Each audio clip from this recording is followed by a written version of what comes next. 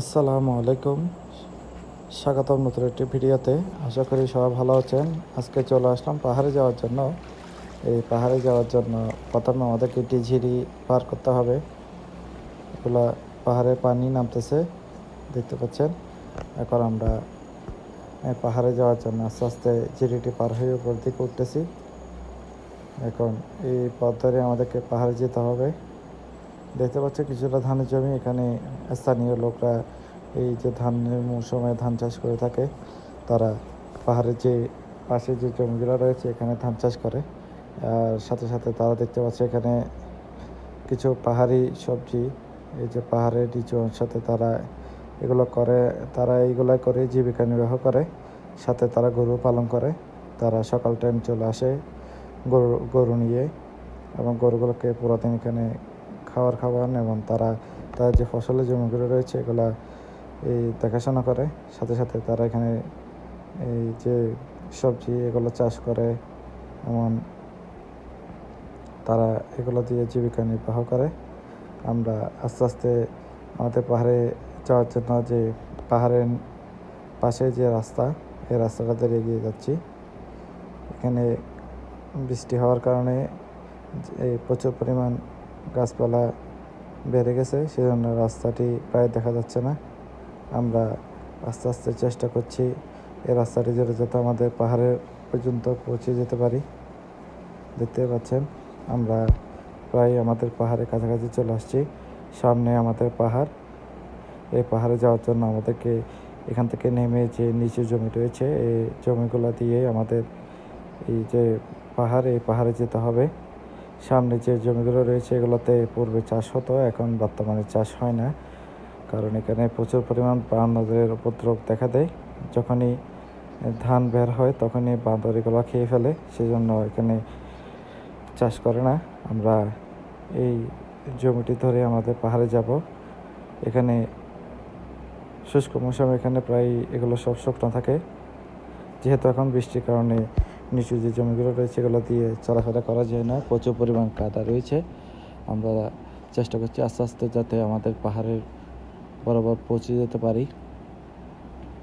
এই জমিগুলো পার হলেই আমাদের পাহাড়ের অংশ শুরু। আমরা আজকে বাসার জন্য কিছু লেবু নিব। দেখতে পাচ্ছেন লেবু গাছ, এই লেবু গাছগুলোর থেকে আমরা কিছুটা লেবু বাসার জন্য নিয়ে নিলাম। প্রায় অনেকগুলো লেবু গাছ এখানে রয়েছে, অনেক লেবু ধরে। আমরা এসে নিয়ে যাই পাহাড় থেকে। আমরা এখন আমাদের পাহাড়ের বাগানের ভিতরের অংশে চলে আসছি। আমরা দেখতে পাচ্ছি আমাদের পাহাড়ে যে গাছ রোপণ করেছে গাছগুলো। আমরা একটু পরে হুট করে আমাদের পাহাড়ের যে বন্য মুরগি আছে, বন্য মুরগির আওয়াজ শুনতে পাই। হয়তো বা কোনো বন্য প্রাণী এই মুরগিগুলোকে তাড়া করেছে, তাই মুরগিগুলো প্রচুর পরিমাণে আওয়াজ করছে। আমার যেহেতু ধারণা কোনো শিয়াল অথবা বন্য বাঘ এগুলো তাড়া করেছে। পাহাড়ে প্রায় শিয়াল, বন্য বাঘ এমন বিভিন্ন ধরনের প্রাণী দেখা যায়। ওই সন্ধ্যার সময়, বিশেষ করে সন্ধ্যায় এই প্রাণীগুলো পাহাড় থেকে বের হয়ে আসে।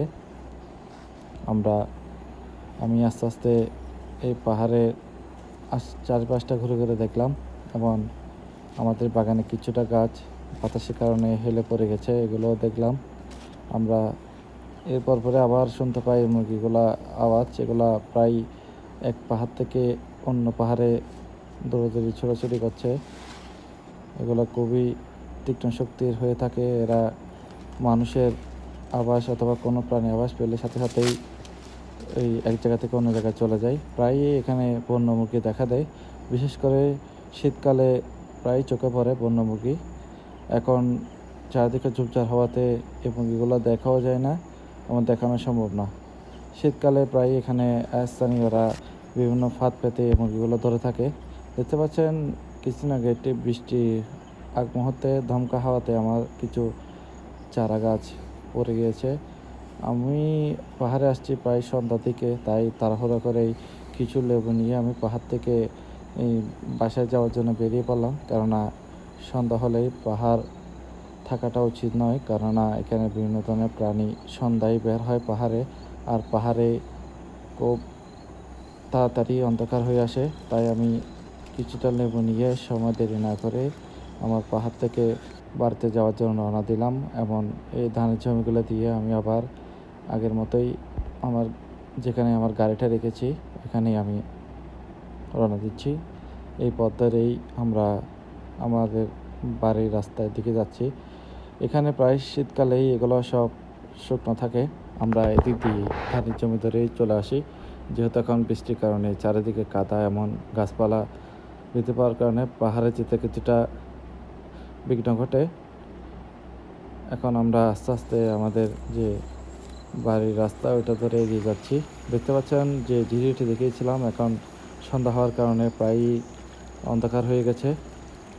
এই পাহাড়ে এই আলোর পরিমাণ খুবই কম থাকে, এমন সন্ধ্যা তাড়াতাড়ি নেমে আসে। আমরা আস্তে আস্তে দেরি না করে এই যে লেবুগুলো নিয়ে আমরা ঝিরিটা পার হয়ে আমাদের বাড়িতে যাওয়ার জন্য চলে আসতেছি।